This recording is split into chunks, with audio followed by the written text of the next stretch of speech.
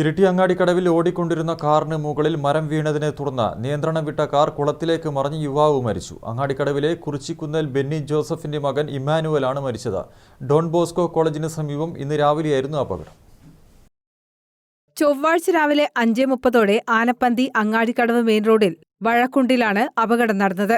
തൃശൂരിൽ നിന്നും എൻട്രൻസ് പരീക്ഷ കഴിഞ്ഞ് തിരിച്ചു വരികയായിരുന്നു ഇമ്മാനുവൽ. ഉണങ്ങിയ റബ്ബർ മരം പൊടുന്നതിനെ കാറിന് മുകളിലേക്ക് മറിഞ്ഞു വീണതാണ് അപകട കാരണം. അപ്രതീക്ഷിതമായി മരം വീണതോടെ കാറിന്റെ നിയന്ത്രണം നഷ്ടപ്പെട്ട് മുന്നോട്ട് നീങ്ങിയ വാഹനം തെങ്ങി ഇടിച്ചിട്ട ശേഷം ഏകദേശം 15 അടിയോളം താഴ്ചയുള്ള കുളത്തിലേക്ക് മറിയുകയായിരുന്നു. ശബ്ദം കേട്ട് ഓടിയെത്തിയ സമീപവാസികൾ രക്ഷാപ്രവർത്തനത്തിൽ ഏർപ്പെട്ടെങ്കിലും കുളത്തിലെ വെള്ളത്തിലേക്ക് കൂപ്പുകുത്തി വീണ കാറിന്റെ മുൻഭാഗം ചെളിയിലമർന്നത് രക്ഷാപ്രവർത്തനത്തിന് തടസ്സമായി.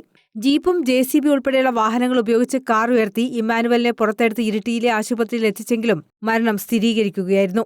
കാറിൽ ഇമ്മാനുവൽ മാത്രമാണ് ഉണ്ടായിരുന്നത്. കനത്ത മഴയും ഇരുട്ടും രക്ഷാപ്രവർത്തനത്തിന് വലിയ തടസ്സം സൃഷ്ടിച്ചു. സംഭവം അറിഞ്ഞ് പോലീസും ഫയർഫോഴ്സും സ്ഥലത്തെത്തിയിരുന്നു. News bureau, Iritty.